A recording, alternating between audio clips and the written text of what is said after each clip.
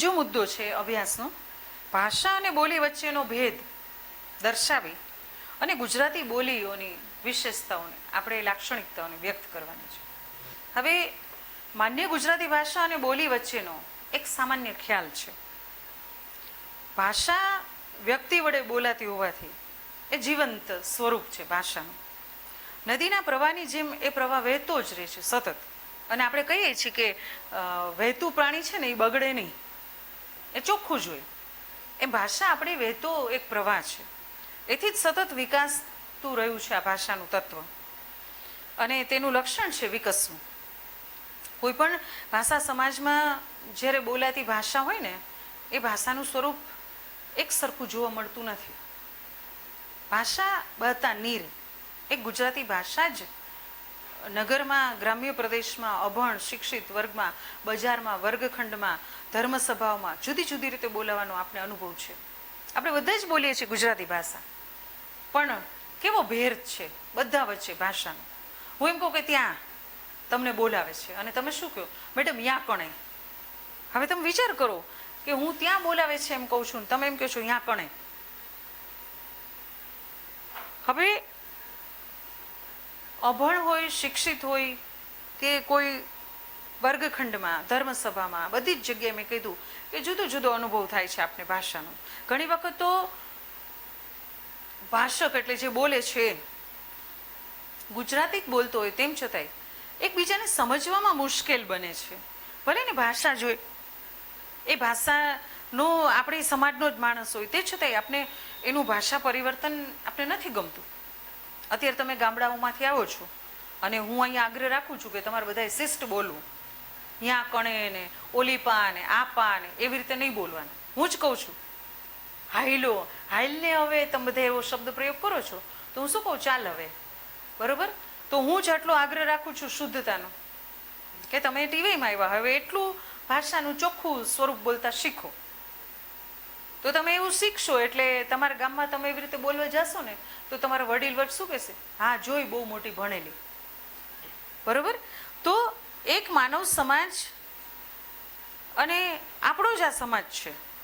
એ તમે જુઓ કે ભલે ને આપણે બધા ગુજરાતી બોલતા હોય છે તે છતાંય ભાષાનું પરિવર્તન શિક્ષણ, વ્યવસાય અને ભૌગોલિક સ્થિતિને, સામાજિક સ્થિતિના, વાતાવરણને, ઉંમરને, આ વિવિધ પરિબળો ભાગ ભજવે છે. ભાષાનું એક નિશ્ચિત રૂપ માનવ સમાજમાં વિકાસ પામેલું છે. એટલે તો ભાષાનો સઘળો આધાર છે એ સામાજિક વ્યવહાર ઉપર અવલંબન કરે છે. એ સામાજિક વ્યવહારની જેટલી ઘનિષ્ઠતા બોલનારની છે, બોલનાર લોકોની છે, એટલું જ ભાષાનું સ્વરૂપ એકરૂપતાવાળું જોવા મળશે. જો સામાજિક વ્યવહારની ઘનિષ્ઠતા ઓછી થઈ જાય તો ભાષા ભેદ રહેવાનું જ, અને એમાંથી બોલીનો મુદ્દો ઉપસ્થિત થાય છે.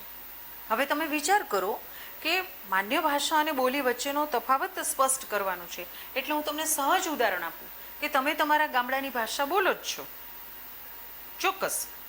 હવે તમે ટીવાય પૂરું કરીને તમે રાજકોટ ભણવા જાઓ કે અમરેલી ભણવા જાઓ કે આ તરફ ગોંડલ આવો, હવે તમે ત્યાંની તમારી ભાષાને છોડી દેશો એટલે શું ભૂલી જશો? નહીં.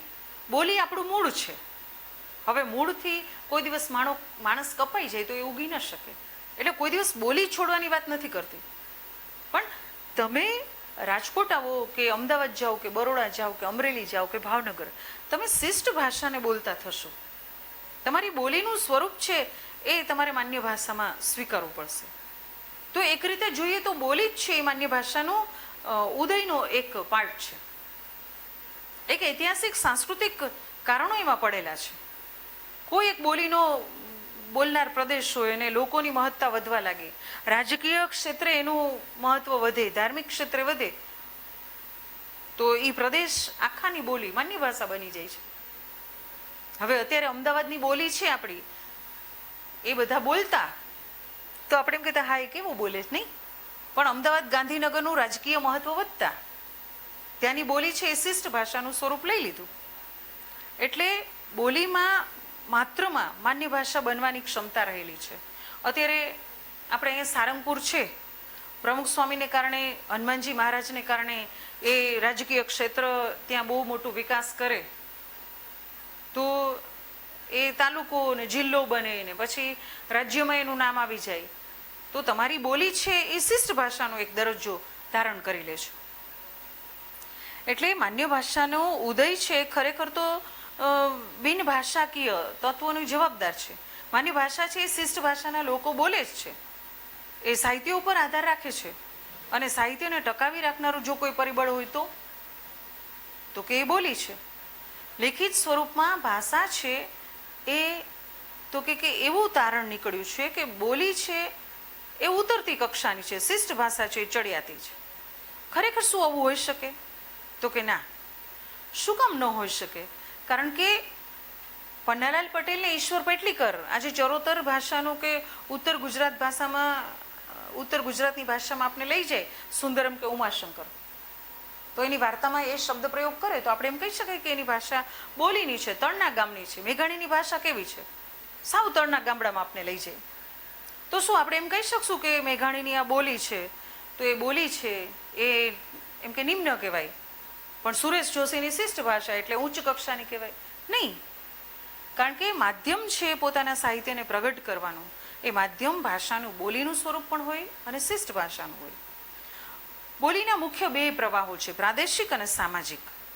પ્રાદેશિક અને સામાજિક ભેદો એટલે જુદા પડ્યા કે પ્રાદેશિક રીતે આપણે જે બોલીએ છીએ, જે પ્રદેશમાં તમે વસતા હોય, તમારી જ્ઞાતિ હોય, તમારો વ્યવસાય હોય, ધંધો હોય, જાતિ હોય, ધર્મ હોય, આર્થિક સ્થિતિ તમારી જ્યાં હોય, શિક્ષિત અશિક્ષિત લોકો વચ્ચે આપણે રહેતા હોય, તો એ આપણી પ્રાદેશિકતા છે. પણ સામાજિકતા શું આવ્યું? તો કે સામાજિક રીતે આપણે જ્યારે કોઈની વચ્ચે ગયા, એક વકીલ છે એ પોતાના ઘરમાં બોલી બોલશે પોતાની, પણ અદાલતમાં જશે ત્યારે એને શિષ્ટ ભાષાનો ઉપયોગ કરવો જ પડશે. એવી જ રીતે એક ડૉક્ટર ઘરમાં છે એ પોતાની બોલી બોલશે, પણ પોતાની ક્લિનિકે પોતાની હોસ્પિટલમાં જશે તો એને શિષ્ટ ભાષાનો આશ્રય લેવો જ પડશે. તો કોઈનું અવસાન થવું, કાળધર્મ પામવું, વૈકુંઠવાસી થવું, અરિહંત શરણ થવું, આ બધા શબ્દ પ્રયોગો આપણે મરી ગયા એની બદલે આપણે આવું બધું કહીએ છીએ કે ધામમાં ગયા. આવા સંદર્ભે આપણે આ શિષ્ટ ભાષાનો ઉપયોગ કરીએ છીએ.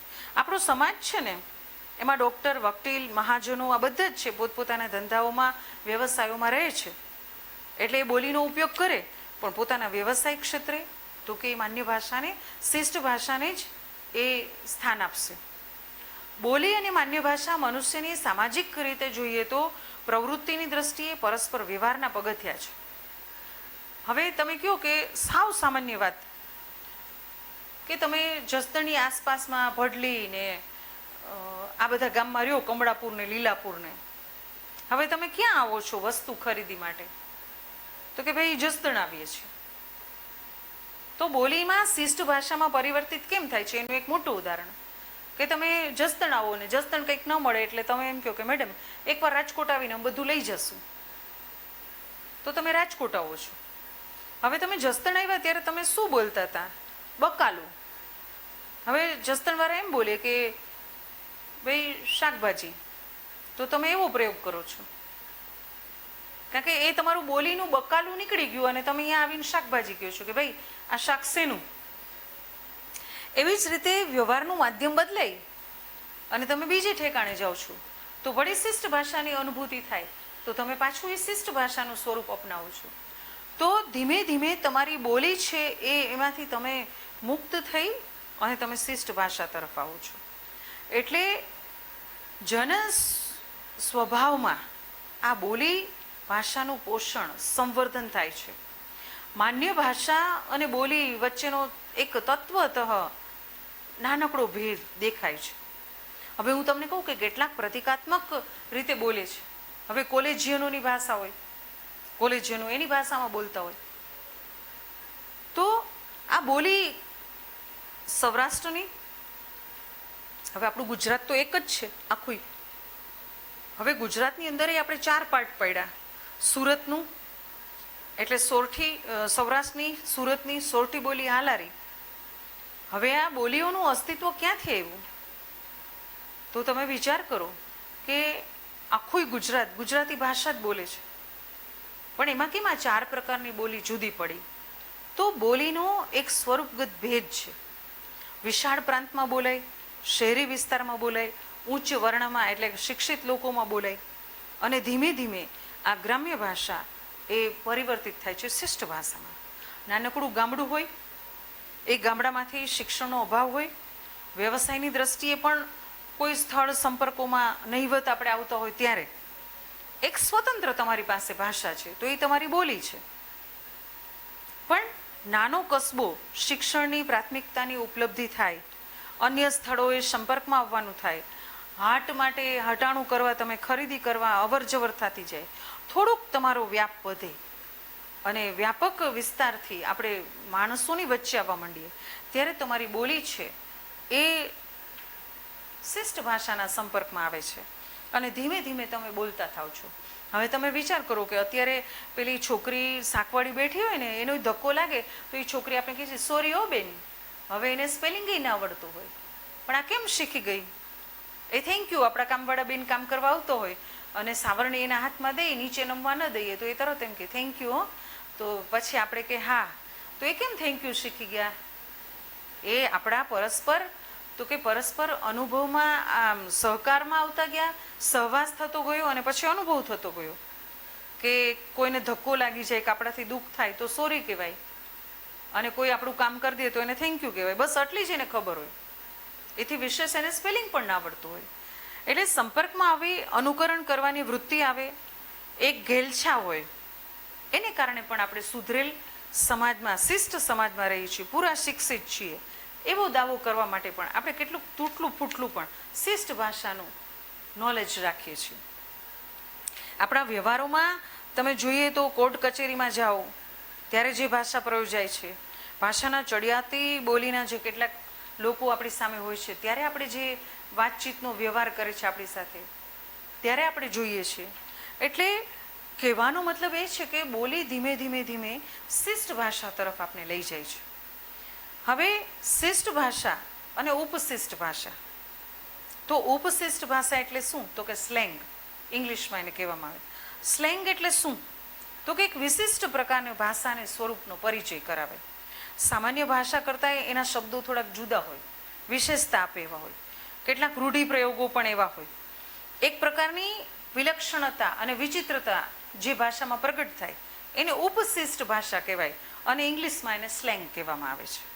હવે હું તમને એક એનું ઉદાહરણ આપું આ સ્લેંગનું, કે કોઈ ખુશામદખોર હોય એ કોઈની ખુશામદ કરતું હોય તો આપણે કહીએ કે મેડમ એ એનો ચમચો છે.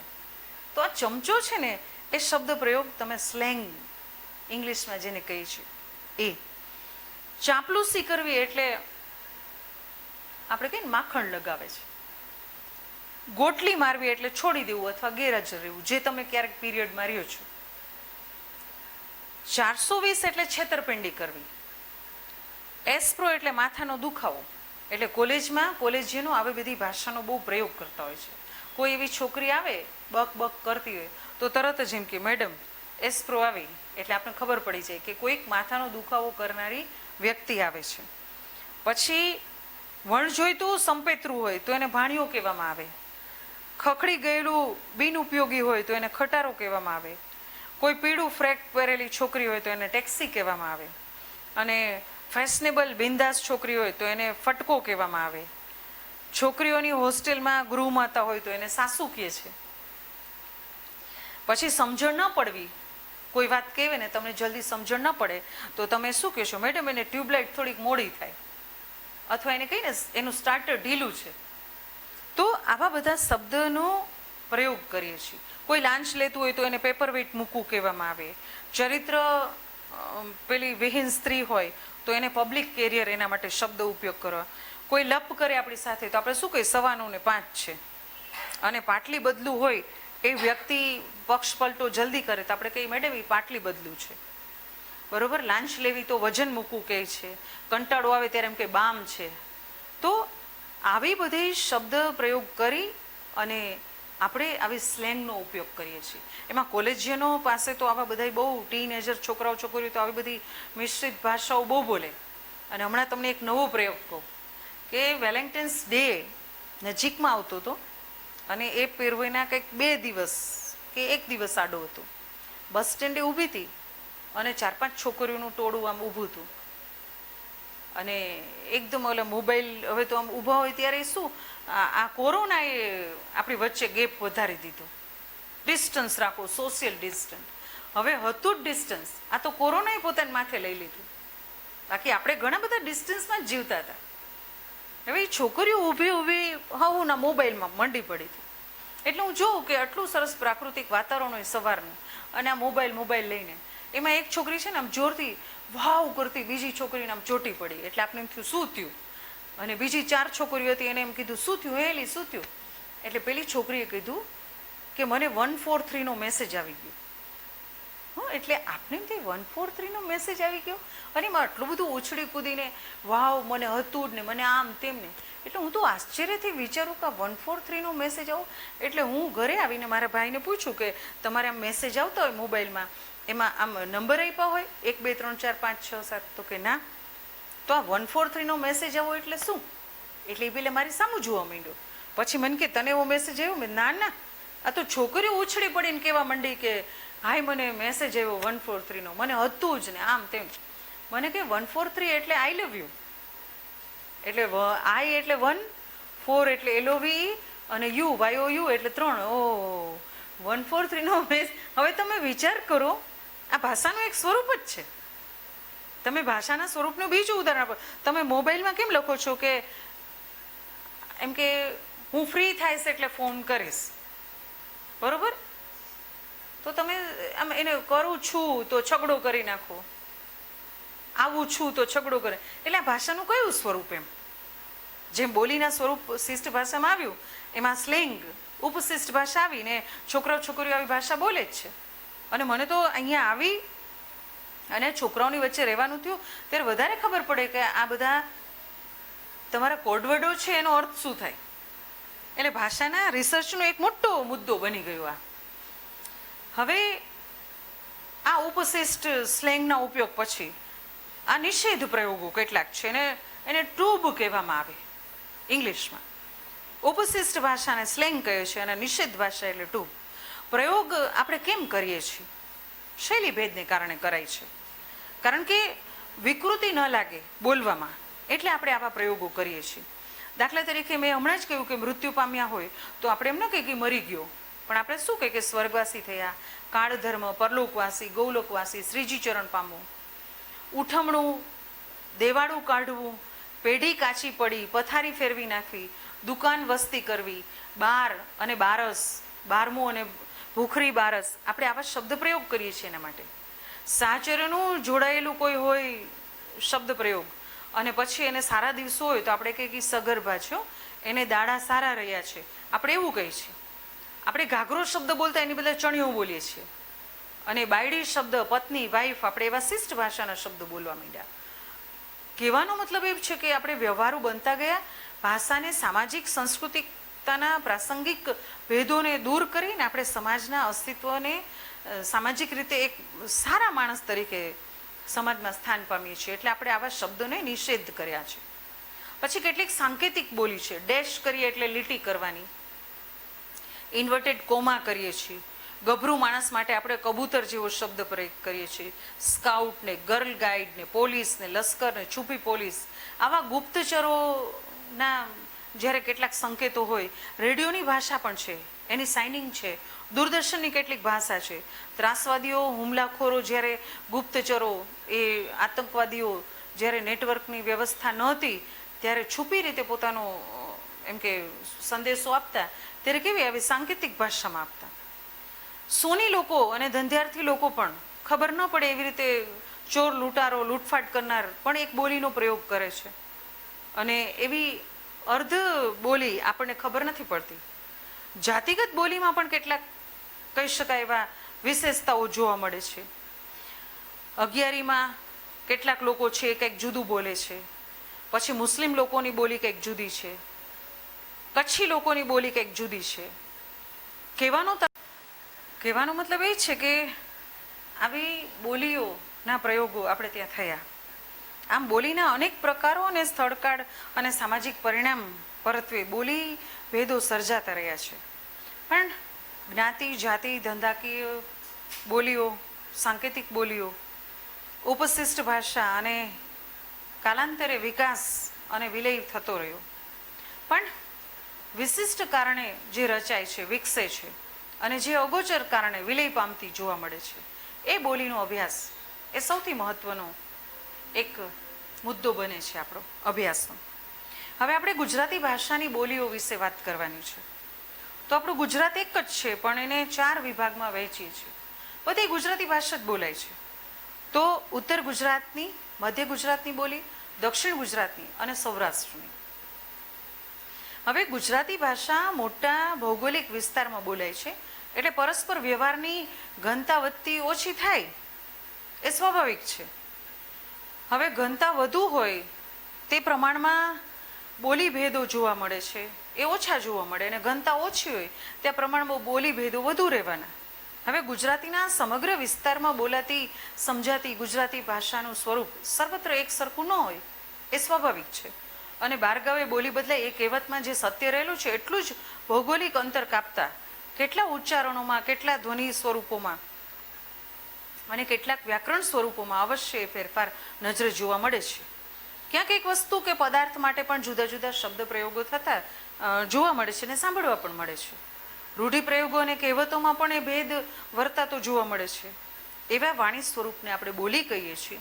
અને ભૌગોલિક ભેદો પણ એ ભેદો બોલીને કારણે સર્જાય છે. સામાજિક ભેદો પણ એ ઉપશિષ્ટ ભાષાને કારણે એ રચાય છે. ગુજરાત સમગ્ર વિસ્તારમાં 4 મુખ્ય બોલી જોવા મળે છે. એના ભૌગોલિક પ્રદેશોના નામ ઉપરથી આપણે એને ઓળખીએ છીએ. સાગરકાંઠાથી ઘેરાયેલો સૌરાષ્ટ્રનો ભૂમિભાગ, તળ ગુજરાતનો ભૂમિભાગ અને કચ્છના રણથી ઘેરાયેલો કચ્છનો ભૂમિભાગ. તળ ગુજરાતનો વિસ્તારનો ભૂમિભાગને આપણે ઉત્તર ગુજરાત, મધ્ય ગુજરાત એટલે ચરોતર અને દક્ષિણ ગુજરાત એટલે લાટ પ્રદેશને સમાવિષ્ટ કરવામાં આવ્યો. ઉત્તર ગુજરાતમાં સાબરકાંઠા, બનાસકાંઠા, ગાંધીનગર જિલ્લાઓ, મધ્ય ગુજરાતમાં સાબરમતી, મહી નદીથી વચ્ચેના પ્રદેશો, ખેડા, આણંદ, પંચમહાલ અને વડોદરા જિલ્લાના ગામો. દક્ષિણ ગુજરાતમાં ભરૂચ, સુરત અને વલસાડ જિલ્લાઓનો સમાવેશ થાય. કચ્છ પ્રદેશમાં બોલાતી બોલી એટલે કચ્છી બોલી તરીકે જાણીતી છે. અને એમાંય સંયુક્ત વ્યંજનો બહુ સરળતાથી આપણી સામે બોલવામાં આવે. પૂર્વ દીર્ઘતાનો અભાવ છે. નપુંસકલિંગની ગેરહાજરી જોવા મળે છે એ ભાષામાં. અને એવા કેટલાય કારણોથી ગુજરાતી ભાષા સાથે એ વિશેષ જોડાયેલી નથી. સિંધી અને પંજાબી સાથે કચ્છી બોલીનો કંઈક ગાઢ સંબંધ હોય એવું લાગે. પણ સર્વપ્રથમ આપણે ઉત્તર ગુજરાતની બોલી વિશે જોઈએ તો ઉત્તર ગુજરાતની બોલીમાં પટણી બોલી તરીકે ઓળખવામાં આવે છે. સૌથી પહેલાં તો મહી નદીના ઉપરનો ભૂમિ પ્રદેશ અને મહી નદીની નીચેનો ભૂમિ પ્રદેશ એટલે પટણી અને ચરોતરીના ઘણા બોલી લક્ષણો સમાન છે. થોડાક લક્ષણોનો એ પૂરતો ભેદ આપણને જોવા મળે છે. એની વિગતે માહિતી આપણે જોઈએ. ઉત્તર ગુજરાતની બોલીની ઉચ્ચાર વિશે કેટલીક લાક્ષણિકતાઓ છે.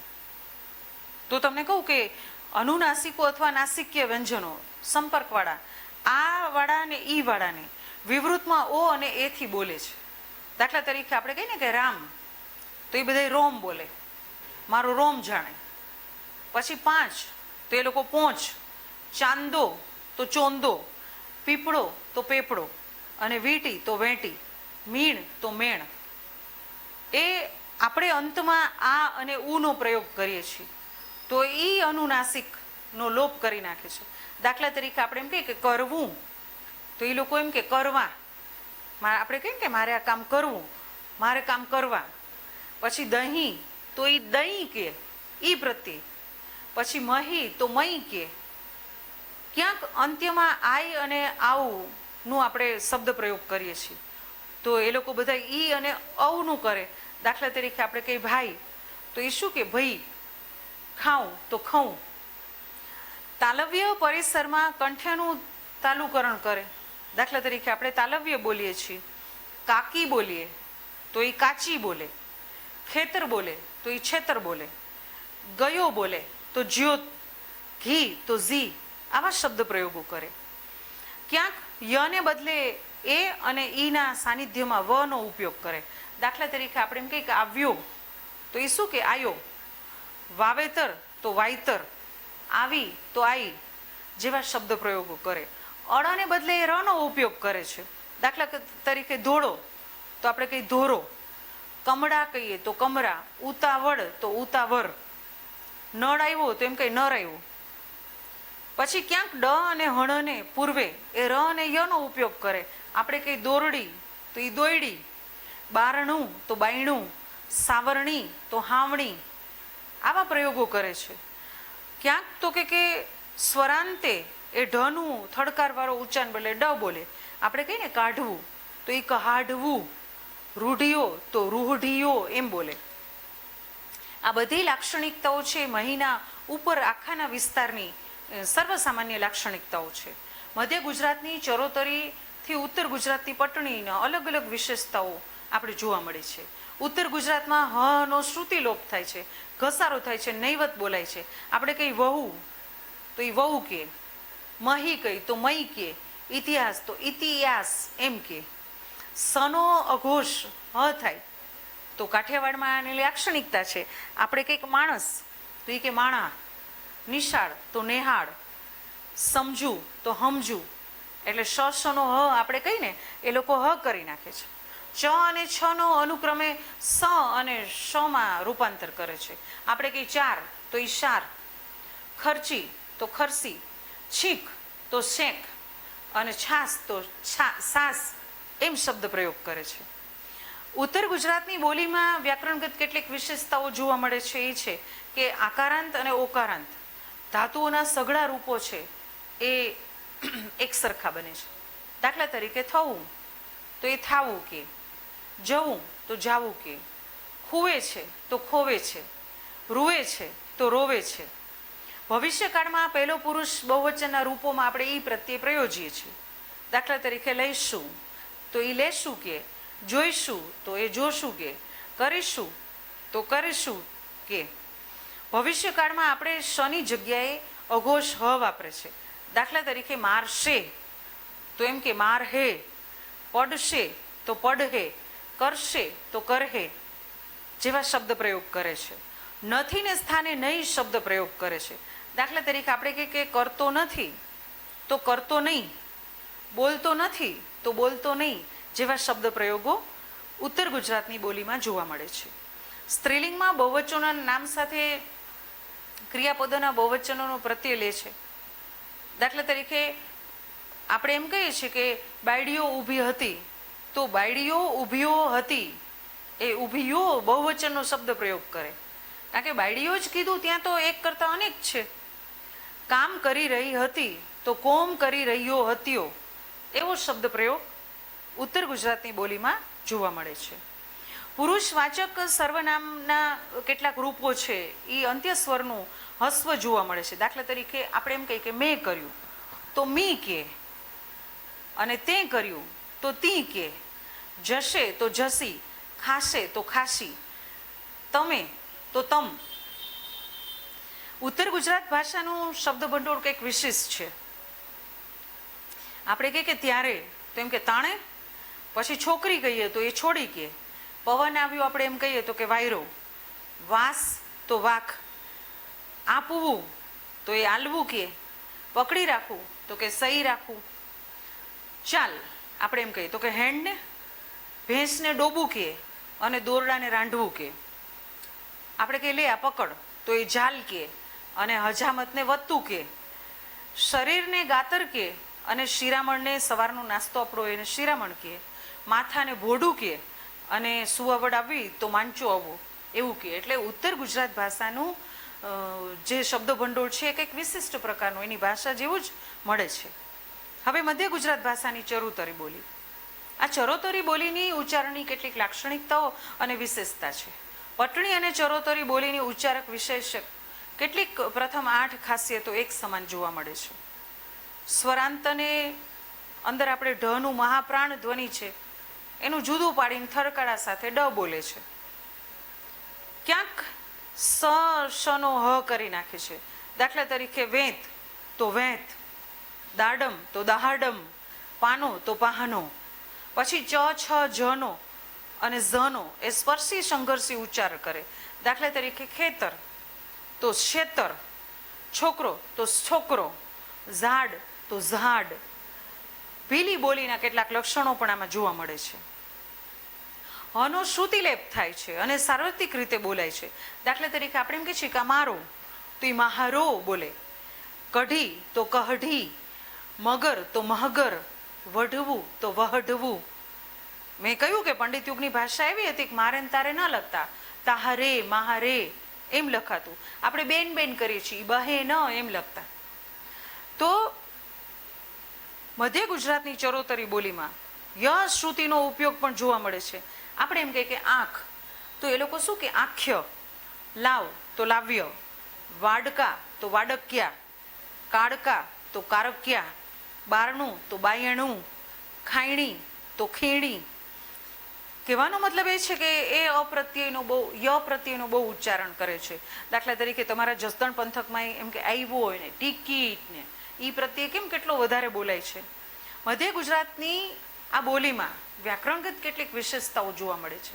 દાખલા તરીકે બહુવચનના અકારાંતના નામો છે એને ઓ પ્રત્યયની બદલે આ પ્રત્યય લગાડે છે. દાખલા તરીકે માણસો આપણે ઓ પ્રત્યય લગાડીએ તો એ લોકો માહણા, હણા ઉપર અનુસ્વાર કરી અને બોલે છે. ઢોર અને ઢોરા, ખેતરો તો ખેતરા. પંચમી વિભક્તિ આપણી થી છે એનો પ્રત્યય. હવે એ બોલીએ ત્યારે હીનો ઉપયોગ કરે છે. દાખલા તરીકે આપણે કહીએ ક્યાંથી, તો એમ કે ચ્યાં હી. પછી આપણે એમ કહીએ છીએ કે ત્યાંથી, તો કે ત્યો હી. હાથથી ગયો, તો કે હાથથી હાથ હી ગયો. સહાયકારક છના રૂપો છે, એનું અંત્ય સ્વરૂપ છે એ આપણે બોલીએ છીએ ત્યારે એ લોકો એ નથી બોલતા. તે મારે છે આપણે કહી તો એમ કે તે માર્સ. હું નિશાળે જાઉં છું, તો કે હું નેહાર જાત્સ. તે આવે છે તો તે આવત્સ. એવો શબ્દ પ્રયોગ કરે છે. ભવિષ્યકાળમાં પહેલો પુરુષ અને બીજું પુરુષ એક વચનના રૂપો આપણે ત્યાં ઈશને બદલે એશ શબ્દ વાપરીને એ લોકો બોલે છે. દાખલા તરીકે હું મારીશ તો હું મારશે, હું મારે એમ કહીને બોલી લે છે. વર્તમાન કાળમાં પણ પ્રથમ પુરુષ અને બીજો પુરુષ એક વચનના રૂપો એક સરખા હોય છે. આપણે એવી રીતે પ્રયોજીએ છીએ, જ્યારે ત્યાં કેવી રીતે પ્રયોજીએ છીએ, જુદી રીતે. હું લખું છું તો એ લોકો એમ કે તું લખું છું, એ બીજો પુરુષમાં બોલે. આપણે એક પુરુષ, પહેલા પુરુષ એક વચનમાં આપણી જાતને વ્યક્ત કરીએ, એ બીજા પુરુષમાં કરે છે. તું શું કરે છે તો તું શું કરું છું, તું ના કરે તો તું ના કરું. આવા શબ્દ પ્રયોગો દ્વારા પોતાની ભાષાની એક વિશેષતાને એ લોકો રજૂ કરે છે. મધ્ય ગુજરાતી ભાષાનું શબ્દ ભંડોળ પણ કંઈક અવનવું છે, ઉત્તર ગુજરાતની ભાષા જેવું છે. આપણે ધોકો કહીએ તો એ બહુલું કહે, આપણે આગળ કહીએ તો કે અગાડી. આપણે કહીએ ને આગળ જા તો એમ કે અગાડી. પછી ત્યાં તો પણે. પછી ખબર નથી આપણે એવું કહીએ તો કે દે જાણે. પછી આપણે શબ્દ વાપરીએ તો કે એ વર્તી શબ્દ કહે. બહેનને બોન કહે, ગોદડીને ધાગડી કહે,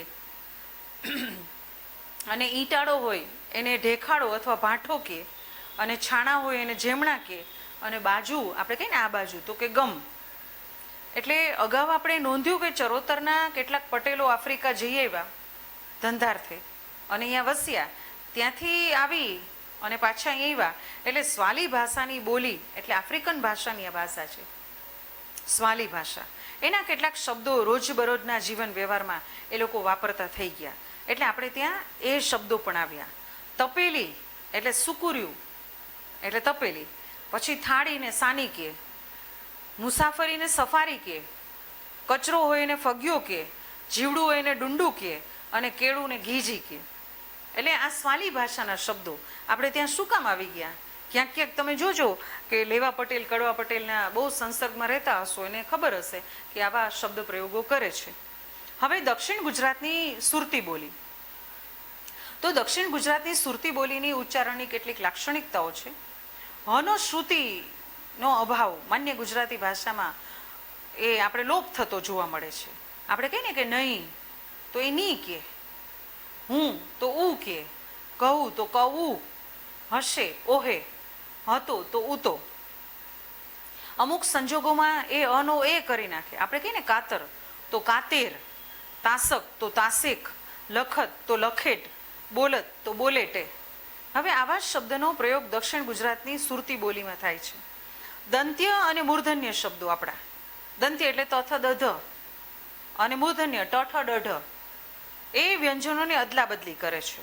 આપણે તમારું બોલીએ ત્યારે એ તમારું બોલે, આપણે 15 બોલીએ તો એ 15 બોલે, દુકાળ તો ડુકાલ, આપણે કહીએ કે નથી તો નથી, માણસ તો માનસ, ધીમે તો ઢીમે, અને છાંટો તો છાતો, કઢી તો કઢી.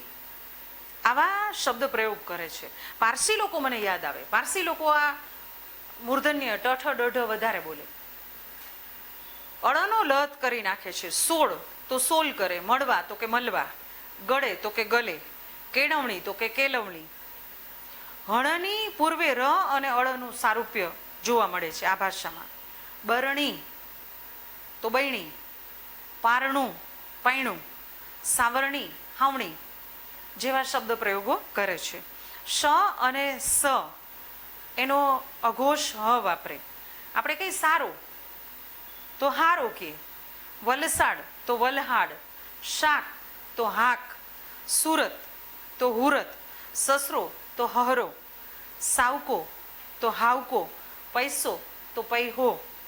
તમે બધા બોલો છો ને જસદણ તો જહદણ, સનો હ, પછી સરદાર તો હરધાર. ક્યારેક ડ ને સ્થાને ન નો પણ ઉપયોગ કરે છે ને લ નો પણ. આપણે કડલું કહીએ તો કલ્લું, ગાડલું તો ગાલ્લું, નાનું તો નાલ્લું, નાખે તો લાખે, વડલો તો વલ્લો, અને સુડલો તો સુલ્લો જેવા શબ્દ પ્રયોગો કરે. વ્યંજનને પણ બેવડાવવાનું વલણ આ ભાષામાં જોવા મળે છે. દાખલા તરીકે દીઠો આપણે એક જ ઠ લગાવીએ તો એ શું બોલે? દીઠ્ઠો. કાચો તો કાચો, પેઠો તો પેઠો, છતાં તો ડબલ ત બોલે છતાં. સાચે આપણે એમ એક જ ચ બોલીએ તો એ લોકો કે સાચે. ભૂતકૃદંતના રૂપો છે એ વ્યંજન પછી ય હોય તો એ ય પછી સ્વર શ્રુતિનો લોપ કરી નાખે અને ય બોલે છે. આપણે કંઈ ખાધેલું તો એ કે ખાઈલું, ગયેલો તો ગયેલો, ચાલ્યો તો ચાયેલો, કાપ્યો તો કાપ્યો, અને થયેલો તો થયેલું જેવા શબ્દ પ્રયોગો કરે છે. ગુજરાતી ભાષામાં આ દક્ષિણ ગુજરાત ભાષાની બોલીની વ્યાકરણગત કેટલીક વિશેષતા છે. દાખલા તરીકે આપણે કહીએ છીએ કે હું મારું છું, હો છના રૂપમાં આપણે બોલીએ છીએ તો હું મારું છે, તે આવે છે તો તે આવે જ. ભવિષ્યકાળના પહેલો પુરુષ એકવચનમાં આ વાળું રૂપ જોવા મળે તો હું ખાઈશ તો કે હું ખાવા, હું જઈશ તો હું જાવા. આવા શબ્દ પ્રયોગો કરે છે. દક્ષિણ ગુજરાતની બોલીમાં સુરતી બોલીનું શબ્દ ભંડોળ કંઈક અવનવું રહ્યું છે.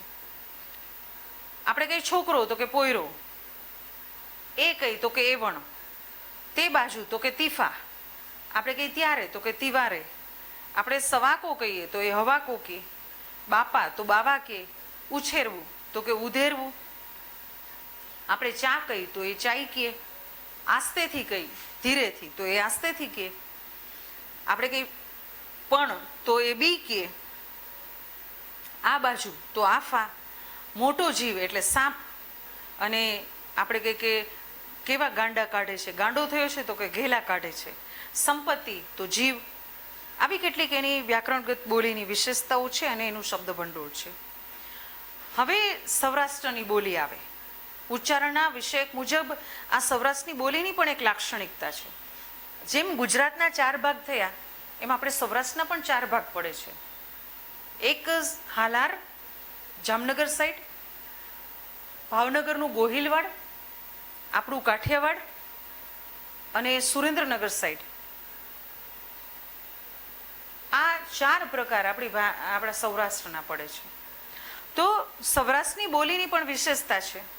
દર્શક સર્વમાન આપણે કહીએ છીએ એ સર્વમાન દેખાડનાર જે રૂપો છે એને સ્થાને ઈ બોલે. આપણે કહીએ ને એ નામને બદલે વપરાય તો એ સર્વનામ, એ તો ઈ બોલાવે, એમ તો ઈમ, તેમ તો તીમ, એનું તો કે ઈનું.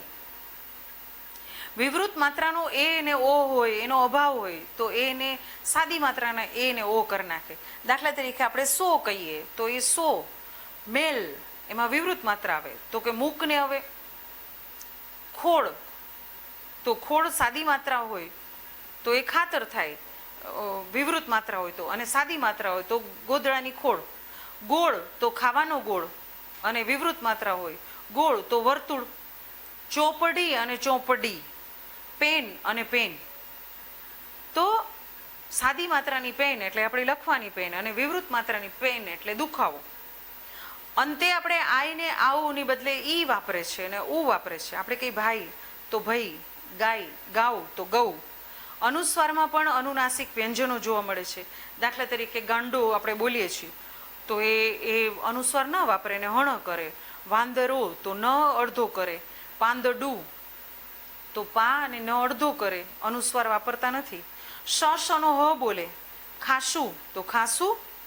આવીશ તો કે આવીશ, એટલે મીંડાવાળા શની બદલે દંતી શ નો ઉપયોગ કરે.